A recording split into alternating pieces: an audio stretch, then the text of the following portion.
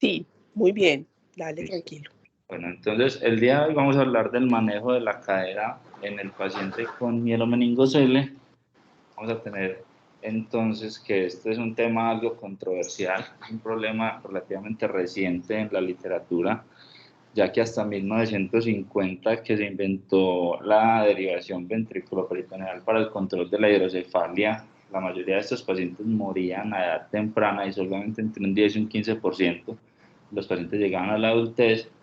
Y el otro hito, o los otros hitos que cambiaron la sobrevida de estos pacientes fue que en los 70 se inició ya con el manejo temprano del defecto, el manejo urológico adecuado que evitaba la falla renal y la mortalidad de estos pacientes, la antibiótico-terapia de amplio espectro para evitar las infecciones del sistema nervioso central y se mejoró la tecnología y la función de las derivaciones ventriculoperitoneales, lo que llevó a que ya la gran mayoría de estos pacientes pues llegaran a la adolescencia, a la adultez y disminuyó en gran medida la mortalidad. El compromiso de la cadera va a estar presente entonces en el 50% de estos pacientes con mielomeningocele. Se va a definir entonces como una inestabilidad que puede estar desde la subluxación hasta la subluxación entendida como una migración de esa cadera entre un 30 y un 80% y la luxación como una migración desde el 80 al 100% de la cadera. Algunos estudios pues cambian estos parámetros, pero esto es lo que está más aceptado en la literatura. Y normalmente esta luxación o esta inestabilidad se va a producir antes de que el paciente llegue a la madurez esquelética. Es muy importante entonces tener clara la clasificación según el nivel del mielomeningocele, ya que esto nos va a afectar el compromiso y el manejo de los pacientes. Vamos a tener tres grupos grandes. El primer grupo va a ser esos pacientes con lesiones torácicas o lumbares altas que no van a tener función del cuádriceps ni de los extensores de la cadera, y estos niños van a requerir en su infancia un reciprocador de la marcha como ortesis para caminar o unas ortesis altas que vayan desde arriba para poderse sostener. Pero normalmente ya cuando son adultos estos niños pierden esa capacidad de marcha y van a requerir movilizarse en silla de ruedas. Los pacientes con niveles lumbares bajos van a tener una ausencia de la función del glúteo medio y máximo, y van a tener algo de función del cuádriceps y de los isquiotibiales. La mayoría van a requerir muletas y ortesis tobillo-pie para la deambulación en la niñez, y en la adultez un porcentaje importante de estos pacientes van a seguir siendo deambuladores, pero van a continuar con el uso de ortesis y de muletas. En los pacientes sacros vamos a tener dos niveles grandes, ¿cierto? Entonces los pacientes con niveles sacros altos van a tener una pérdida de la función del suelo y de los gastrocnemios y van a necesitar ortesis tobillo-pie para la movilización. Y los pacientes con lesiones sacras bajas van a tener una función del suelo y de los gastrocnemios cercana a lo normal, lo que les va a permitir deambular en la comunidad, incluso como adultos, eh, a veces incluso sin el uso de ningún tipo de ortesis y con una fuerza cercana a la normalidad. Adicional al nivel de la parálisis displasia que acabamos de ver en estos pacientes, también es importante tener que hay otros factores que pueden afectar esa movilidad y ese compromiso de la cadera. Entonces pueden tener un patrón neurológico mixto, pueden presentar asimetrías por lo que haya compromiso más de un lado, más de una cadera que de la otra, pueden presentar espasticidad por las lesiones que se presenten a nivel de la médula o lesiones vasculares o isquémicas durante el crecimiento y el desarrollo, pueden tener alteración en la coordinación de los miembros superiores y alteración en la función del bulbo, que es lo que nos va a dar ese control selectivo del movimiento que permita el uso de ortesis o el uso de ayudas externas para la movilización. El potencial de ambulación de estos pacientes va a depender de dos grupos grandes de factores. Los primeros serían esos relacionados directamente con la enfermedad del paciente, como el nivel neurológico, la deformidad en cadera, en pie, en tobillo, la escoliosis, la presencia de obesidad,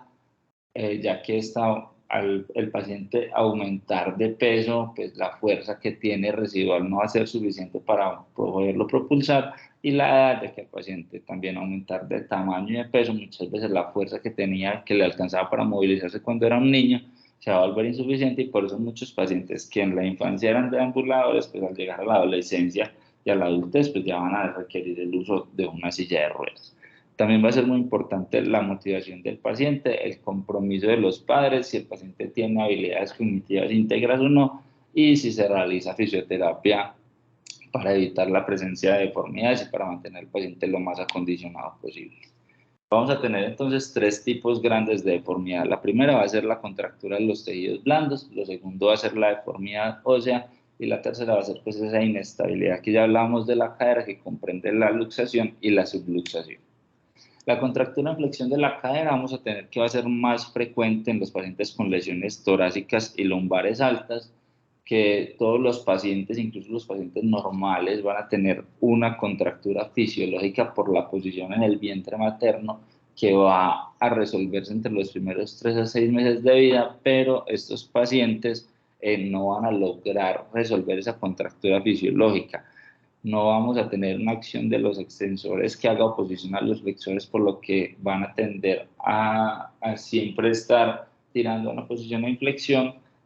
Por la misma debilidad, estos pacientes van a tender a estar normalmente sentados en una silla de ruedas, y esta sedestación prolongada va a favorecer la formación de contracturas, y si son mayores de 30 grados, esto va a limitar la deambulación y el uso de ortesis. Si son menores de 30 grados, pues el paciente normalmente va a lograr compensarlos con una hiperlordosis y con aumento de la inclinación pélvica. Otros factores que nos disminuyan la capacidad del paciente para hacer educación física, como las lesiones isquémicas o vasculares, la obesidad y el retraso mental, pues también nos van a aumentar el riesgo de contracturas en flexión. La contractura en abducción puede presentarse con o sin contractura en flexión. Va a ser más frecuente en los pacientes que están luxados y subluxados, y la presencia de esta contractura pues también va a ser un factor importante para que se presente la luxación. Esto va a limitar los pacientes para pararse y para sentarse, y en los estudios iniciales pues esta contractura se asociaba mucho a la presencia de oblicuidad pélvica y escoliosis, pero en los estudios más recientes lo que se ha visto es que la escoliosis y la oblicuidad pélvica pueden presentarse con o sin contractura en abducción o sin las otras contracturas, y pues se ha visto que no hay una relación de causalidad, por lo que no vamos a tener que resolver esta contractura, por ejemplo, no resuelva la oblicuidad pélvica o nos evite el desarrollo de escoliosis en estos pacientes. La contractura en abducción va a ser principalmente por una contractura del tensor de la fascia lata, va a ser más frecuente en pacientes con lesiones altas, en pacientes con oblicuidad pélvica, y nos va a llevar a que el paciente tenga dificultades para sentarse y para deambular, puede presentarse uni o bilateral. Y la contractura en rotación externa va a presentarse con o sin contractura en flexión asociada. Usualmente son pacientes con niveles altos, pero puede presentar también en niveles lumbares bajos. Va a haber una retracción de la cápsula posterior y de los rotadores externos de la cadera, y se va a perpetuar muchas veces, ya que estos pacientes tienen una función del psoas preservada, una contractura del tensor de la fascia lata, permanecen mucho tiempo sentados y permanecen mucho tiempo sentados en esa posición que se denomina como de Buda, que es como ellos se acomodan en la silla de ruedas o en la cama, que es con las piernitas completamente abducidas, rotadas externas, y los pies en el centro, donde tienen un poco más de estabilidad del tronco, pero esta posición pues a largo plazo puede generar algunas dificultades. En cuanto a la deformidad ósea, vamos a tener que haber un compromiso del fémur proximal y del acetábulo. Vamos a tener que van a ser efectos secundarios del imbalance muscular de las contracturas y el proceso de crecimiento. Recordemos que los huesos se van a adaptar y van a crecer en relación a esas fuerzas musculares que actúan sobre ellos, y estos van a determinar en gran medida la forma y la función de los mismos. Vamos a ver que va a haber una displasia de la ceja o del borde acetabular, un acetábulo superficial, una coxa valga y una alteración en el desarrollo y la corrección de la anteversión normal de los pacientes. La inestabilidad de la cadera entonces va a variar según el nivel. En los niveles torácicos usualmente vamos a tener caderas que son teratológicas o luxadas desde el periodo antenatal y que van a tener una morfología muy alterada. Los pacientes a nivel lumbar van a tener una luxación que se va a dar los días antes o los días posteriores al parto. Y en los pacientes con nivel sacro usualmente no van a presentar luxaciones o subluxaciones y el manejo va a ser más similar en los que la presentan a los pacientes que tienen displasia de la cara del desarrollo en un niño sano. Vamos a tener entonces que ese diagnóstico de la inestabilidad luego del nacimiento va a ser más común en los niveles lumbares, como lo vemos en la gráfica. Más comprometido va a ser el nivel L3, donde va a tener mayor porcentaje de luxación y de subluxación, y que si bien la inestabilidad pues, va a depender en gran medida del nivel de la lesión, recordemos que hay otros factores que también pueden hacer que este riesgo aumente, que no todos los pacientes con el mismo nivel van a tener el mismo compromiso o el mismo riesgo de desarrollar pues, una inestabilidad en la cadera, y que muchos estudios refieren que no encuentran compromiso de luxación o de subluxación a nivel sacro, es algo pues muy raro. El desarrollo de esta inestabilidad en el paciente menor de los 3 años se va a dar entonces porque la cadera que es reducida o que tiene una subluxación mínima al momento del nacimiento se va a ir luxando por acción de estas fuerzas musculares asimétricas y desbalanceadas, que vamos a tener una cadera, que es esa cadera paralítica donde la debilidad de los extensores y de los abductores va a ser sobrepasada por la fuerza de los flexores y los aductores, y que esa tracción que genera el iliosoas a nivel del trocánter menor va a llevar la cadera hacia arriba y hacia atrás, va a generar una deformidad donde el cuello se alinea con la diáfisis, lo que nos va a dar una coxavalga, un aumento de la anteversión y una laxitud capsular. La mayoría de los pacientes que tienen niveles lumbares van a estar luxados al año. Luego de los 3 años, las caderas de estos pacientes con mielomeningocele van a tender a estabilizarse. Los torácicos no se van a estabilizar completamente y pueden presentar luxaciones hasta los 10 años, pero el porcentaje es menor que antes de los 3 años. Y los pacientes con niveles lumbares bajos, luego de los 3 años, la mayoría tienden a estabilizarse, más o menos la mitad en L3, el 67% a nivel L4 y hasta el 80% de las caderas se estabilizan completamente en los pacientes con nivel L5. Recordemos entonces que no solamente va a ser el desbalance muscular lo que va a explicar todo el fenómeno, y que la aparición de estas anormalidades puede que a veces no se explique solamente por el nivel, entonces hay que hacer un examen físico y una revisión completa de los pacientes. Los pacientes adolescentes y adultos, pues se debe siempre vigilar la función neurológica cambiante. Vamos a tener que la aparición de espasticidad o cambios en un patrón motor que ya era maduro nos deben prender las alarmas, lo mismo que la aparición de una luxación de forma tardía en un paciente que no tenga un nivel torácico, y lo que debemos sospechar en estos casos es la presencia de una médula anclada, como lo habíamos discutido previamente. El análisis de la marcha va a ser una de las herramientas más fundamentales para enfocar a estos pacientes. Nos va a permitir ver la función real del paciente, hacer un planeamiento quirúrgico, evaluar los resultados luego de la cirugía, y recordemos que muchas veces estos pacientes van a tener una disociación entre el examen clínico en camilla y el examen durante la marcha, ya que se van a producir un montón de procesos de compensación de las deficiencias y las contracturas primarias que tiene el paciente. Las metas en el tratamiento de estos pacientes, entonces, ¿cuáles van a ser? Lo primero va a ser conservar esa movilidad de la cadera, conservar la funcionalidad, que va a ir muy de la mano con que la cadera sea móvil y ortezable, tener una pelvis nivelada, que sea un paciente sin dolor, y estos parámetros los vamos a ir guiando de la mano del análisis de la marcha. El tratamiento no quirúrgico va a consistir en una bipedestación temprana. Estos pacientes se deben parar con la ayuda de ortesis o con un reciprocador de la marcha, más o menos entre el año y el año y medio ya se deben estar empezando a parar, así sean niveles altos, porque esto va a favorecer el control del tronco, va a favorecer la que no se presente tanta atrofia muscular y que no se presente tanta osteoporosis, va a mejorar el posicionamiento. A los pacientes también se les debe hacer fisioterapia temprana para evitar la presencia de la aparición de contracturas. Recordemos que esta debe ser una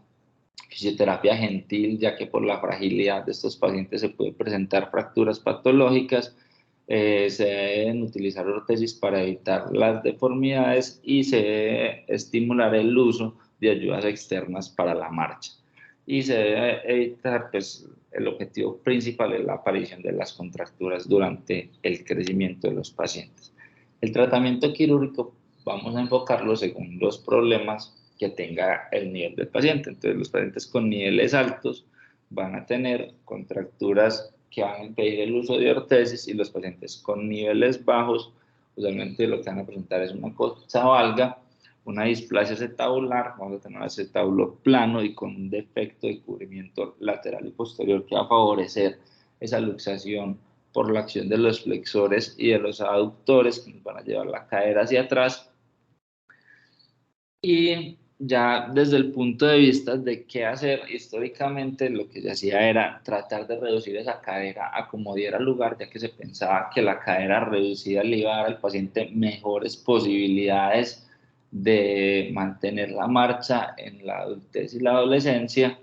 Se llevaban a múltiples intervenciones quirúrgicas, transferencias tendinosas, osteotomías, reducciones abiertas. Muchas veces estos pacientes iban a requerir, luego de un procedimiento inicial, más procedimientos para tratar de mantener esa cadera adentro, y muchas veces se hacían los procedimientos sin tener una consideración del nivel real del paciente y de lo que el paciente necesitaba. Entonces, el manejo de las contracturas se va a iniciar más o menos entre el año y medio y los 2 años.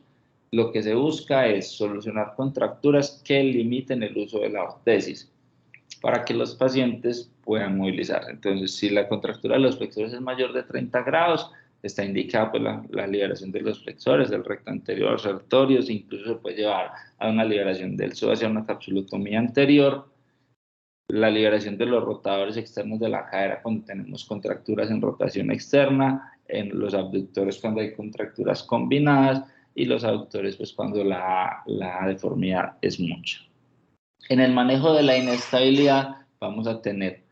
que entre los 3 y 6 años, que los pacientes ya estuvieran más maduros y tuvieran un patrón de marcha, digamos, más estable y más reproducible, se consideraba la reducción abierta, el uso de tenotomías, osteotomías y transferencias tendinosas. Lo que vamos a mencionar pues a continuación es más algo, un manejo más histórico que usado en la actualidad, pero es importante pues también conocerlo para saber qué hacer y qué no hacer. Entonces, se hacía una reducción abierta, formal, se buscaba una reducción concéntrica de la cadera, se liberaban todos los restrictores y usualmente se requería una capsulorrafia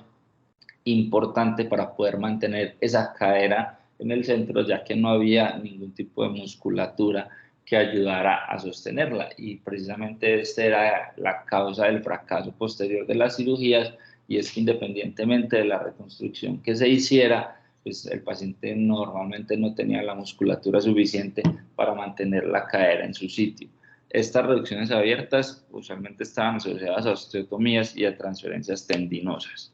Las tenotomías se hacía mucho liberación de los aductores y liberación del psoas para tratar de mantener, quitar esas fuerzas deformantes principales y tratar de mantener una reducción concéntrica, y eso era lo que en el momento pues se apreciaba como una cirugía exitosa y que tenía al profesional feliz, al ortopedista feliz, a la familia feliz, y era que la cadera estaba reducida y en la radiografía se veía bien, pero ya vamos a ver más adelante que quizás lo más importante no es la apariencia de la radiografía. Las transferencias tendinosas durante la historia pues, se describieron muchas, como la transferencia de Charrard, que implicaba desinsertar el psoas del trocánter menor, pasarlo a través de una ventana en el hueso ilíaco y fijarlo al trocánter mayor para tratar de cambiar esa fuerza que realizaba flexión y aducción a una fuerza que nos ayudara a mantener la cadera erecta y que funcionara más como un extensor de la cadera, También se intentó lo mismo con el oblicuo externo abdominal y hay otros procedimientos descritos como la transferencia triple que implicaba el tensor de la fascia lata, el oblicuo externo y el psoas, llevarlos todos al trocánter mayor para tratar de que funcionaran como extensores de la cadera. En cuanto a las osteotomías, estaba contraindicada la osteotomía de Salter porque lo que se buscaba era mejorar ese cubrimiento lateral y posterior. Entonces en la mayoría de los artículos se describe, pues es una osteotomía más como la osteotomía de Pemberton en los niños mayores o que se había olvidado la cadera o no se había diagnosticado de forma temprana. Se indicaba algunos procedimientos como el Chiari o las osteotomías tipo shelf para lograr un cubrimiento adecuado, y a nivel del fémur lo que más se recomendaba era varizar y derrotar estos pacientes. En cuanto a las complicaciones que estos tipos de procedimientos quirúrgicos tenían, vamos a tener que podían presentar fracturas patológicas hasta en el 17% de los pacientes, pérdida de la movilidad en un 29% de los pacientes, pérdida de la capacidad de ambulación hasta en un 36%, el empeoramiento del déficit neurológico en un 11% y la reluxación en porcentajes tan altos como el 30 hasta el 45% de los pacientes, lo que iba a llevar a estos pacientes a múltiples intervenciones quirúrgicas durante su infancia, periodos de inmovilización prolongados, lo que solo iba a empeorar su capacidad funcional. Y luego se fue viendo que esa cadera reducida pues iba a mejorar los parámetros de funcionalidad de los pacientes. Entonces, las recomendaciones actuales según el nivel. Entonces, tenemos que en el grupo 1, que serían los torácicos y lumbares altos, no hay indicación para reducción de la cadera ni para cirugía reconstructiva. En el grupo 2, que serían los lumbares bajos, no hay indicación para reducción de la cadera luxada ni para cirugía reconstructiva. Está indicado el manejo de las contracturas. Y en los pacientes L5, que hay pues mucha discusión en la literatura acerca de si ameritan o no realizarse procedimientos en estos pacientes como la osteotomía varizante o osteotomías a nivel de la pelvis, pero realmente lo que se ha visto es que la evidencia no es clara en cuanto a la función y que las complicaciones como las fracturas patológicas, infecciones, luego el posoperatorio son muy altas y normalmente no justifica, pero todavía no hay un consenso muy claro en este tipo de pacientes. Y en los pacientes del grupo 3, en esos pacientes con lesiones sacras, que usualmente en la literatura no está, no hay muchos pacientes que presenten luxaciones o subluxaciones de la cadera. Lo más importante es volver a valorar al paciente, definir si ese sí es el nivel y si la causa de los síntomas que el paciente está presentando, si es por eso, y hacer un análisis de la marcha juicioso para ver si estos pacientes se benefician o no, pero realmente en la literatura no hay ninguna recomendación a favor de este tipo de procedimientos, solamente algunos grupos de expertos que abocan por intervenir este tipo de pacientes. Los resultados entonces de estas intervenciones vamos a tener entonces que los pacientes con nivel L3 o superior, las posibilidades de caminar en la adolescencia en la comunidad van a ser muy bajas. Los pacientes que son niveles L4 o inferior van a tener mayores posibilidades de ser deambuladores en casa o en comunidad en la adultez o en la adolescencia, y esto va a ser independiente del estado de la cadera. O sea, usted puede tener un nivel L3 o más arriba con las caderas reducidas y que no va a caminar, y un paciente con un nivel L4 o inferior con ambas caderas luxadas o con una cadera luxada que va a persistir siendo un deambulador en comunidad durante su adolescencia y adultez. Los resultados en cuanto a la marcha, vamos a tener que la velocidad en la marcha en los pacientes que son luxados y no luxados va a ser básicamente igual, va a ser un 60% de lo que logra un paciente sano, que la simetría en la marcha va a ser principalmente por las contracturas y no por luxación, y que no se ha visto pues que haya una relación en estos pacientes con lesiones lumbares bajas en el paciente luxado unilateral. En los niveles bajos vamos a ver que el patrón de marcha, así el paciente esté luxado, va a ser bastante simétrico. Si hay un patrón asimétrico, va a ser más por las contracturas que por la luxación, entonces solo estará indicado manejar las contracturas. y tratar de reducir la cadera va a ser innecesario y no le va a ofrecer ninguna mejoría al paciente. Pero en estos pacientes, como lo mencionamos antes, en los pacientes L5 y en los pacientes sacros, lo más importante va a ser tomar las decisiones acompañados por una revaloración del estado clínico del paciente y por un análisis juicioso de la marcha. A largo plazo, estos pacientes con cirugías previas, cuando ya se evalúan en los pacientes adultos y que pues ya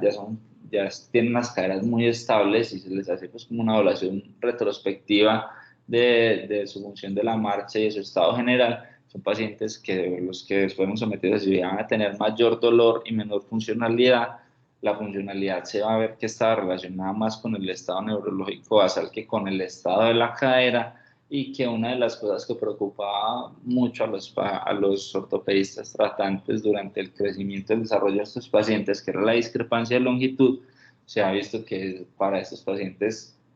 puede ser porque tienen muchas otras cosas o porque realmente no los afecta mucho, la discrepancia de longitud para ellos es un tema muy irrelevante.